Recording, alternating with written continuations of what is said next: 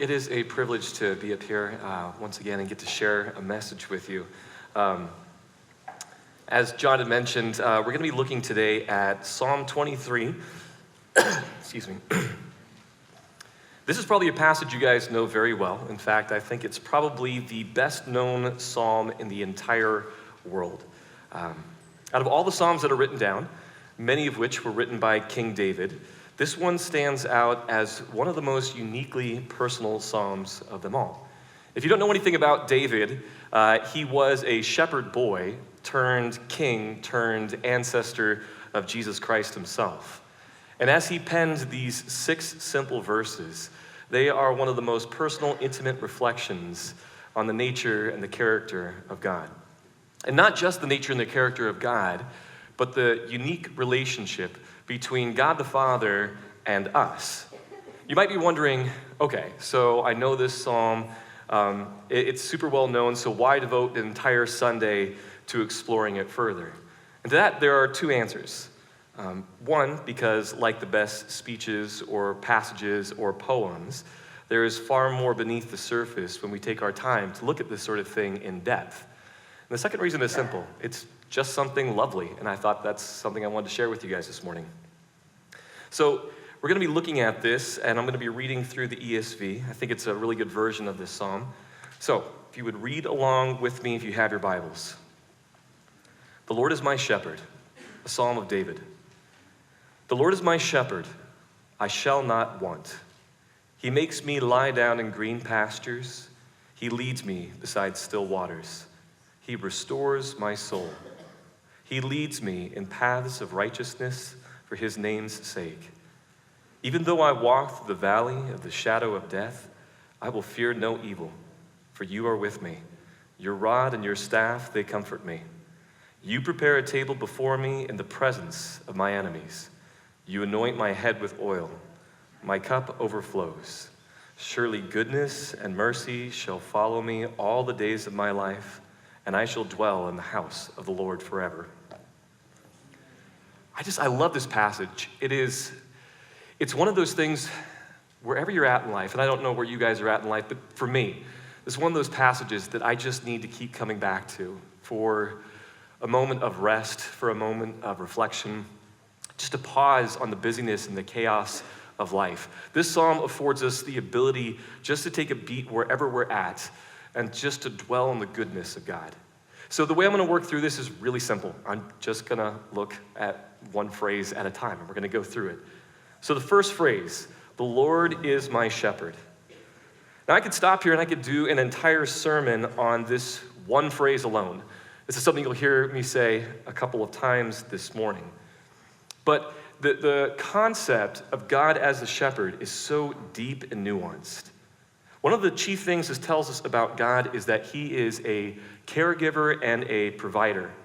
This is a really important thing to notice because the rest of the psalm builds on this very simple idea that God is constantly ministering to those that he cares for. Casting God in the role of the shepherd casts us in the role of sheep. Now, I've heard it said sometimes, people say, well, we're cast in the role of sheep because we're stupid and we need God. And you should know that that's actually not the point of the relationship between shepherd and sheep. There's some false comparisons that we tend to make when we think about sheep. People tend to think that sheep are dumb. They're actually not. They're actually incredibly intelligent creatures.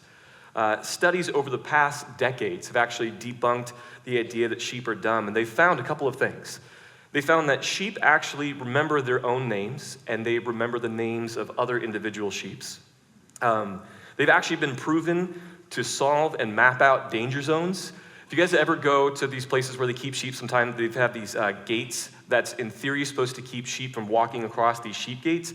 They found that in places in England, the sheep will actually lie down and roll over them in order to escape the sheep gate. So they're actually intelligent creatures, and they can problem solve. They also observe sheep in time of grief and mourning when one of their flock is lost. So when we think about God as our shepherd and us as the sheep, it's not a commentary on our intelligence or lack thereof. Instead, what it's actually talking about is that without a shepherd, sheep are unable to provide for themselves and that they flourish in safety. And that's where the role of the shepherd comes in. So when it's casting God in the role of the shepherd and us as the sheep, it's saying that apart from God, we can do nothing. And that's what David wants us to understand, this utter, complete dependence and reliance on God the Father, our good shepherd. Now, the role of the shepherd wasn't just to provide for the sheep, but to live and dwell among them. It's been said if you want to know if someone is a good shepherd, it's that they smell like sheep, because their job is to be present all the time. In fact, again, I told you this is a personal psalm for David because when the prophet Samuel came to the house of Jesse to anoint the next king of Israel, so Saul was reigning, but Saul had screwed up, and so God said, I'm going to send you to the house of Jesse, and there you're going to anoint a new king. So when the prophet came, he looked at all of Jesse's sons, and he basically said, I don't get it. It's none of these guys. And so Jesse called in his son David, who was out tending the sheep. He was taking care of his father's flock. David knew that a good shepherd's life is indistinguishable from that of his flock. It's in their nature to provide, and that is the title that he gives God.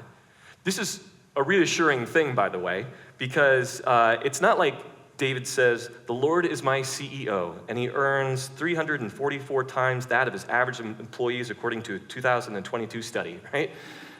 It's a personal nature. He's not saying like God is afar and has nothing to do with us. He says, no, God dwells with us. Our Father is actually a part of our lives. It's the sort of rich, intimate depiction of who God is. This is actually one of the many things that sets our God apart from literally every other religion. All other religions, to some extent, have a works-based economy of righteousness.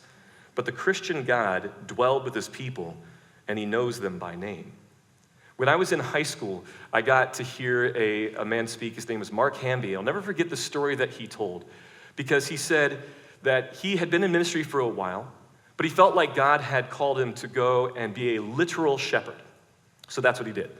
And he said, much to his horror, he hated being a shepherd. I told you sheep aren't dumb, but they are ornery. And so he was just so frustrated. He had this idea, this idyllic picture of him sort of walking out in the meadows and all of his sheep just following him. He said the reality was he would get on his dirt bike and use a BB gun to corral them to try to get them to where they're supposed to be.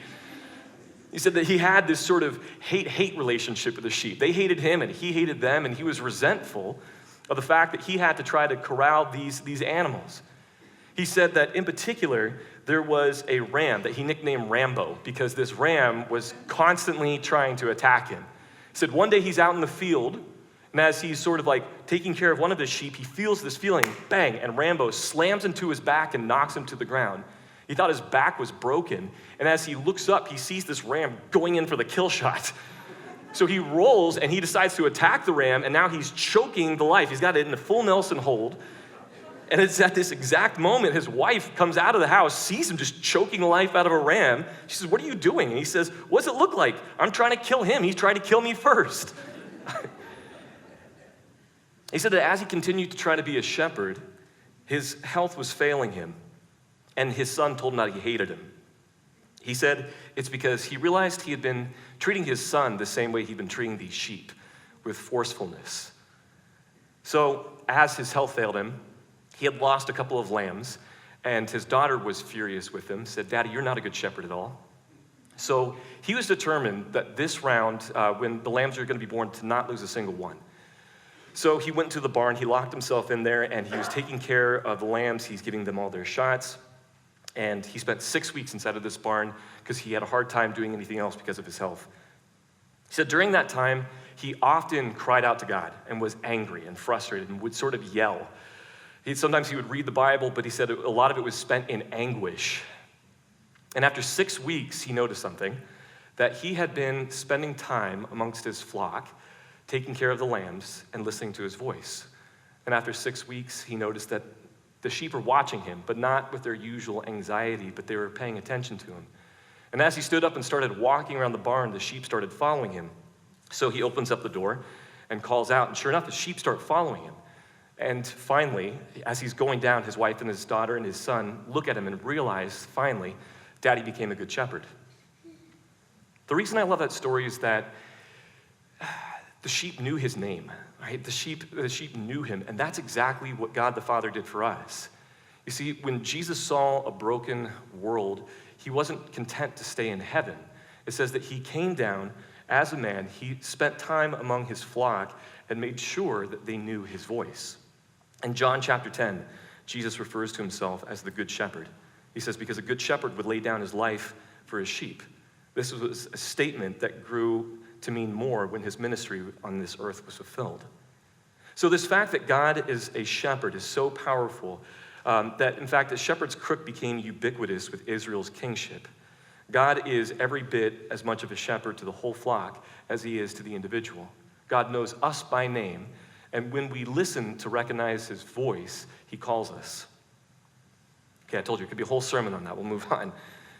The next phrase, I shall not want. This is another one of those phrases I could do an entire sermon on.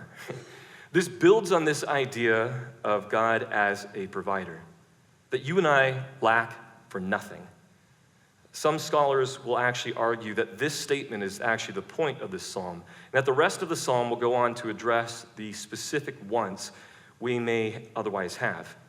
But I just like this phrase for its sheer simplicity. I shall not want. It doesn't quantify what the wants are, it just speaks to the total sufficiency of God.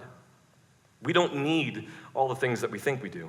We don't need possessions or power, prestige, position, plaudits, pundits, perfection, or payday. I ran out of P words, but you get the idea.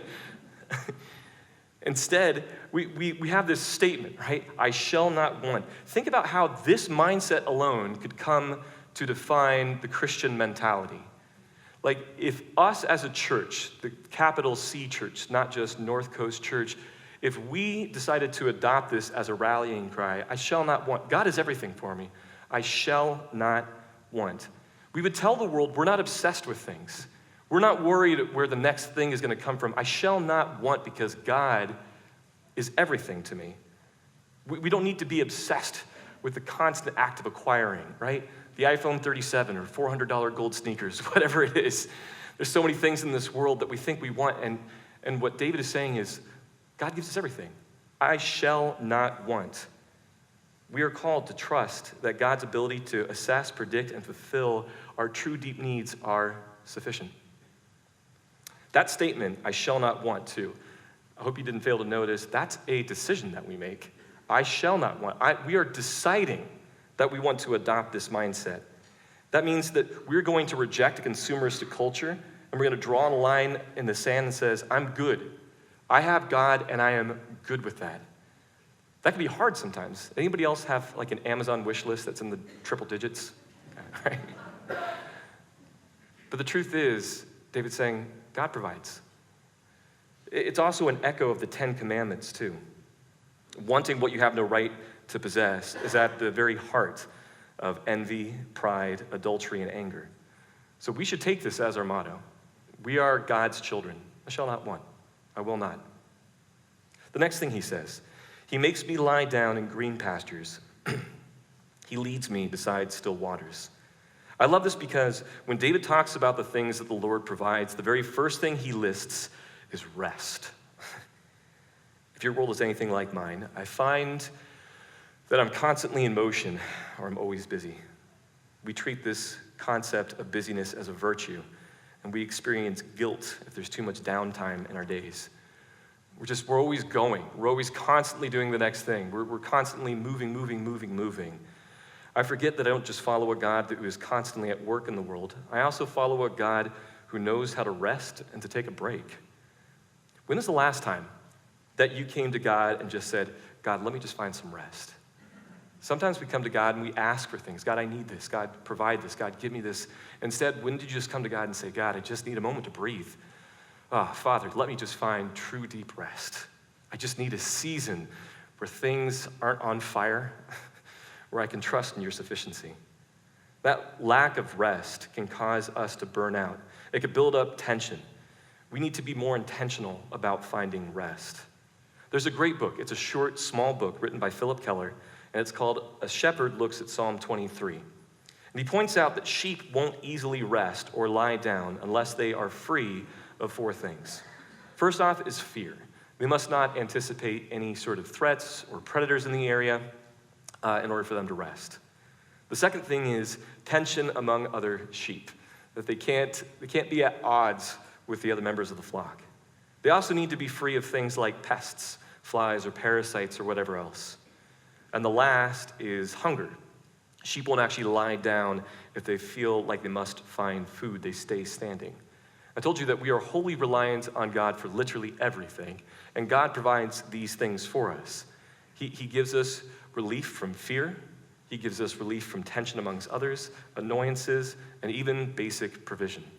God wants to provide those things for us so we can enter into seasons of rest.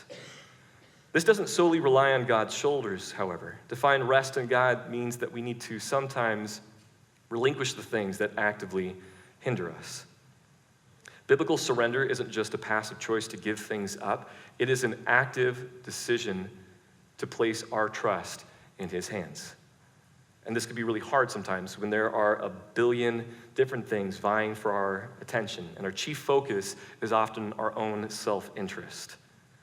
This also means, too, that if you know you are a hindrance to someone else finding rest, knock it off, okay?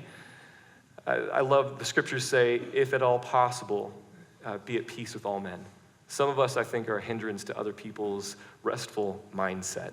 And we need to get good with them and good with God so that way other people can enter in to some of these seasons of rest.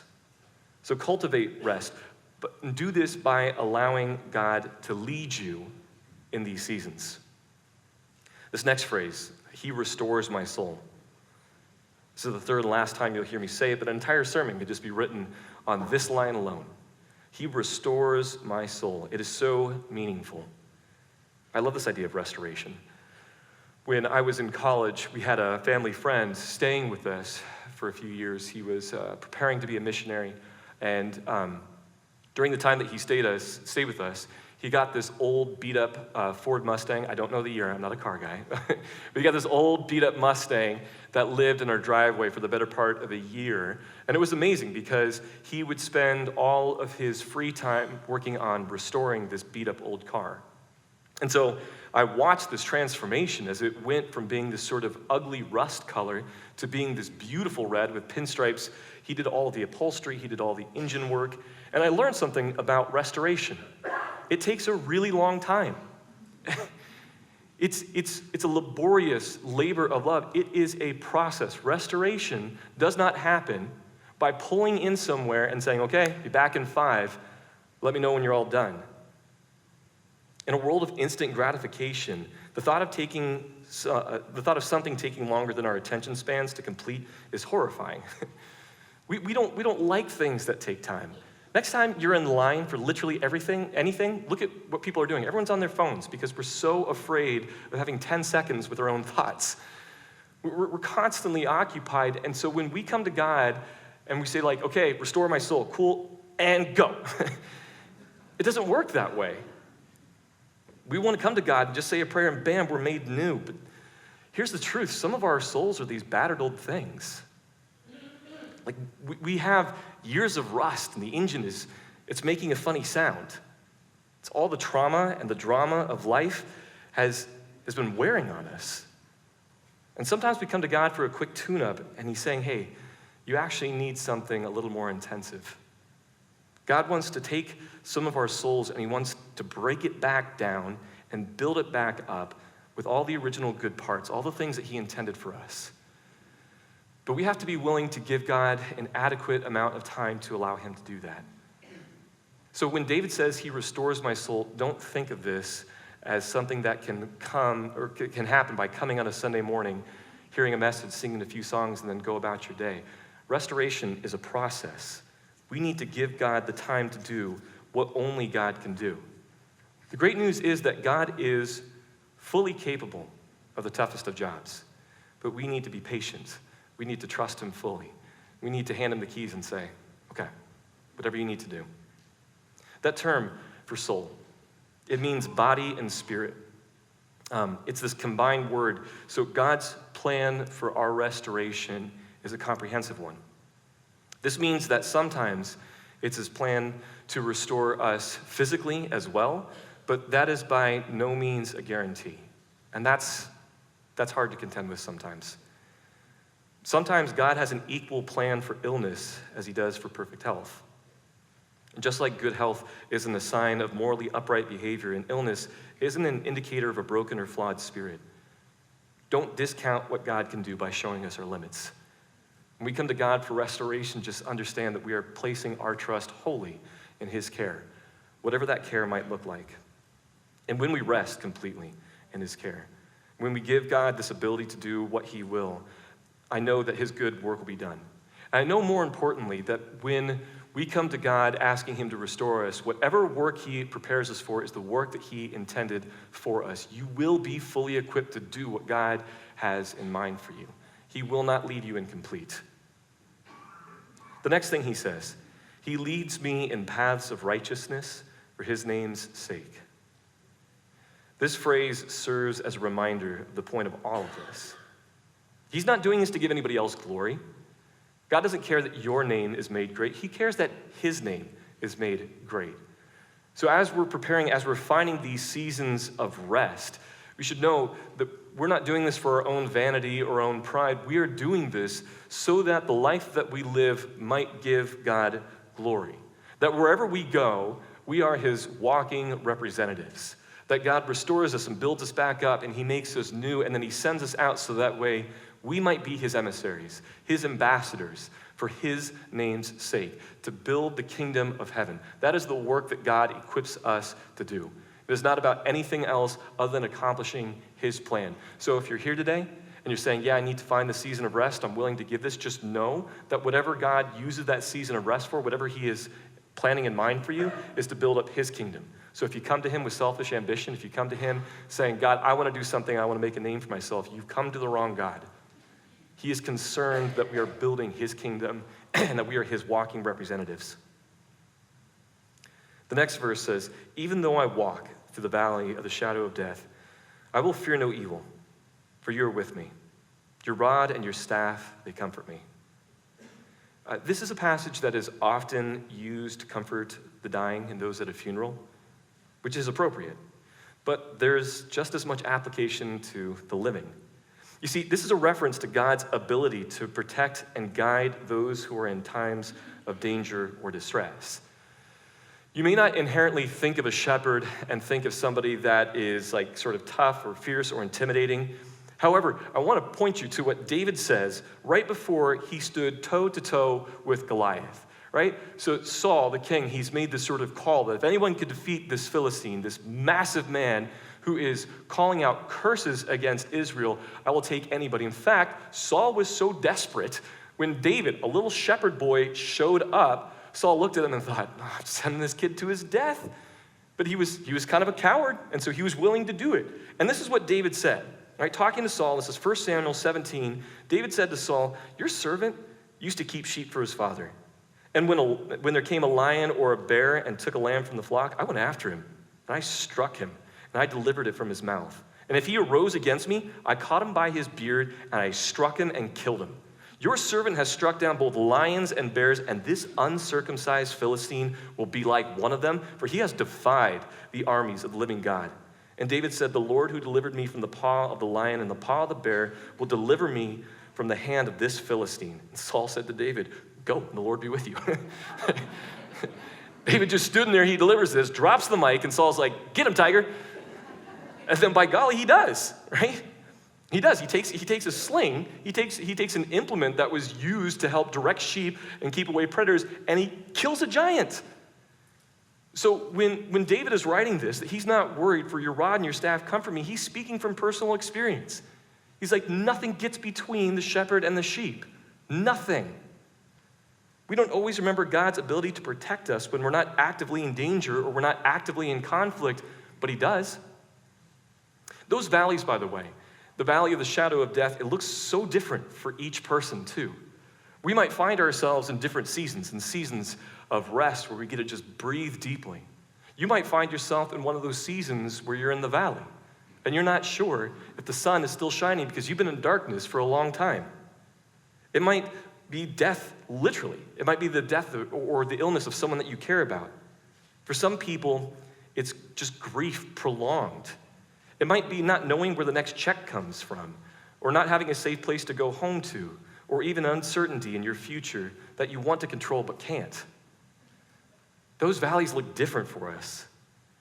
These things, by the way, they're not death to a Christian. They're the shadow of death. They're a mockery of death. They're the pretender.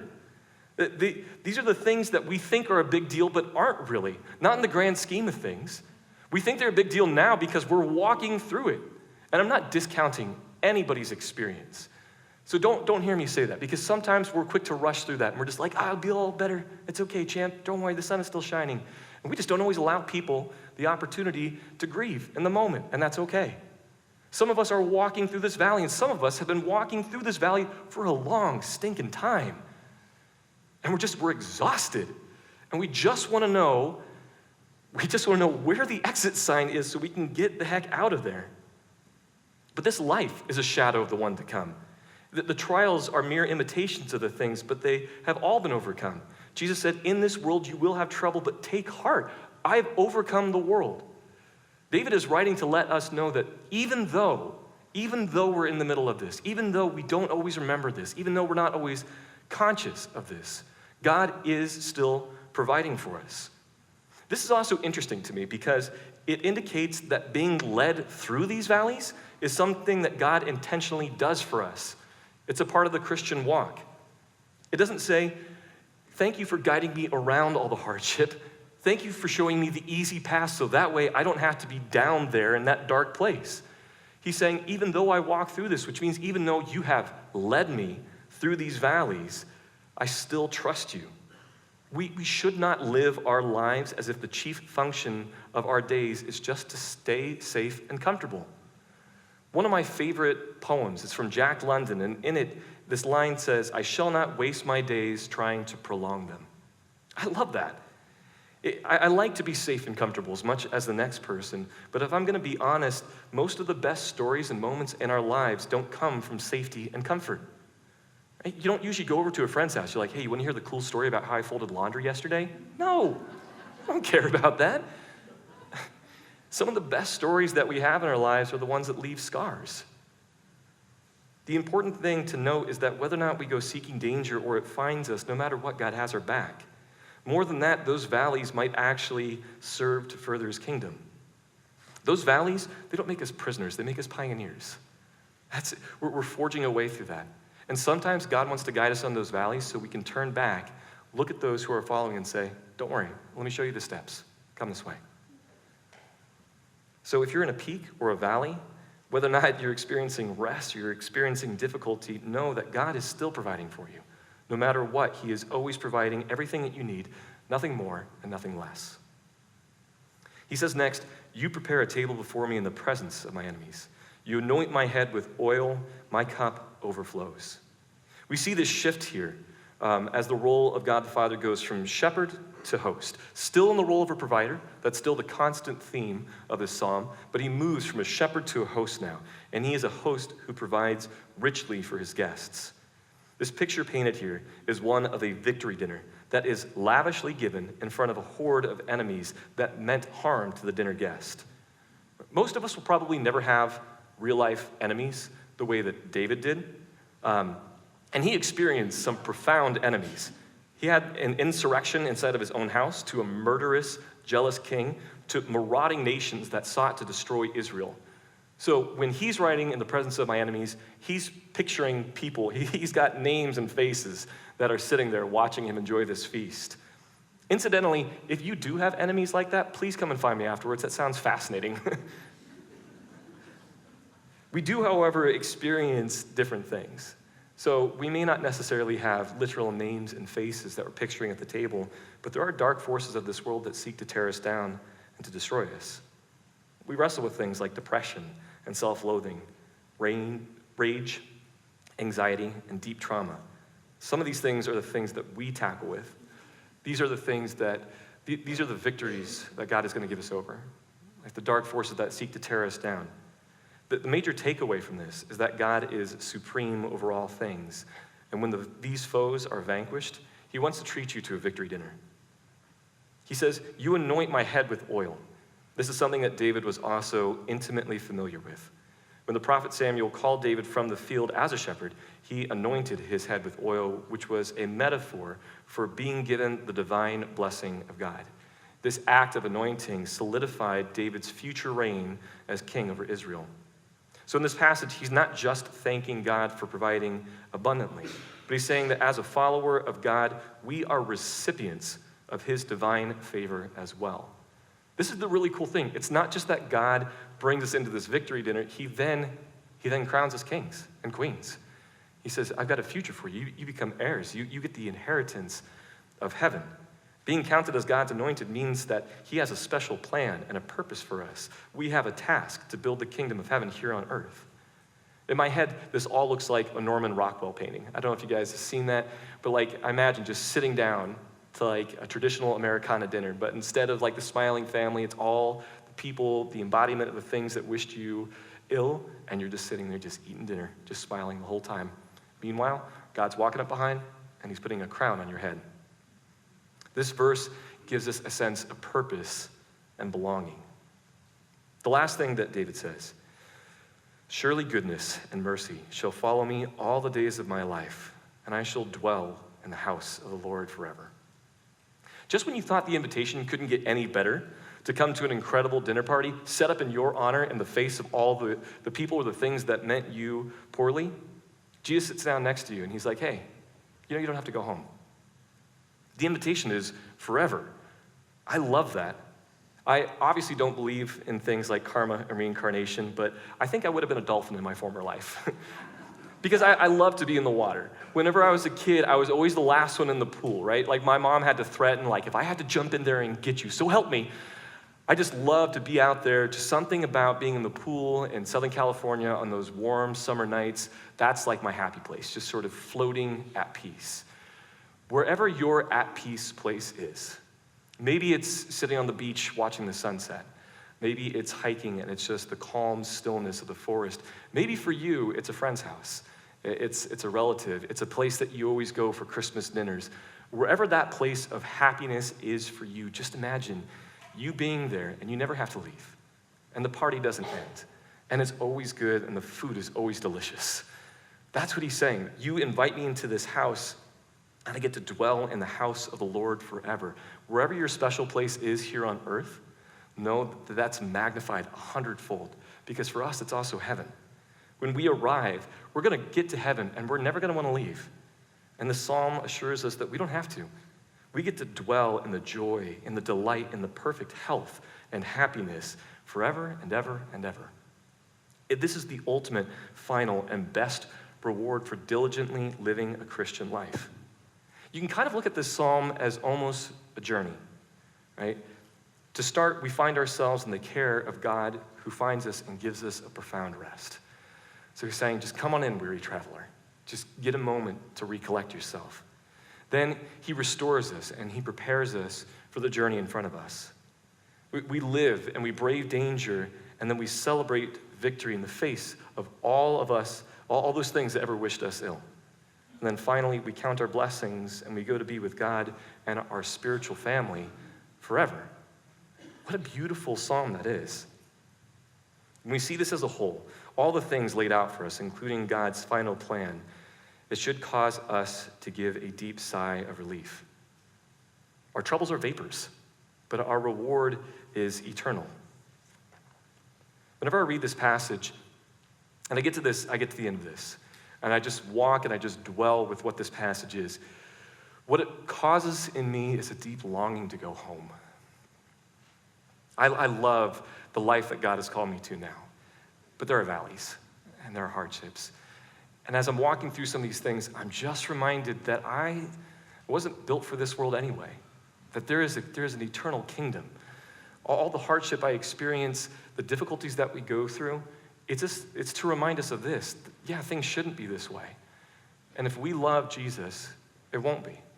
That this is just, it's a fleeting moment. And then we dwell in the house of God forever. My hope for you, going through this psalm is just to give you a moment to pause and to reflect on God's goodness. Because like I said, I don't know about you, but I need to be reminded of this. God is our all-sufficient Savior. He didn't just provide for the basics. He went above and beyond. He looked at his flock and he sent his son as the good shepherd. He sent his son to dwell for us so that way we might listen and be able to hear his voice in our lives. It's a voice that will guide us home. And when we finally get there, he will say, "Well done, good and faithful servant. Be welcomed into my Father's rest." In a minute here, I'm going to pray, and I'm going to welcome back up Paul and the band. He kind of started off by singing through a version of the psalm, and I've asked him actually to sing another version. It's actually one of my favorites. So here's what I'd like for you. So I'm going to pray here in a minute. I would like just for this psalm and this song just to minister to you, to just dwell in God's goodness and in his rest. And if you're in a season of rest, more power to you. And if you're in a season where you feel like it's been a little bit of a journey and you're in a little bit of a valley, just dwell and know that God has you. I'm going to pray. God, I don't know where everyone's at here. I know for every person and every seat, there's a different story. There's peaks and there's valleys. There's moments of rest and there's moments of discomfort. But Father, I know that no matter what, you are the all-sufficient provider. God, you give us all the good things that we have. What need do we have to want anything outside of what you have exclusively given us? God, I pray that we would just be here today and rest secure in that certainty that you provide for us. God, you provide the basics, and then you provide in abundance. And ultimately, you provide in eternity. So I thank you for that, God. I pray that we might seek rest in you and that we might find rest in you here today. In your name.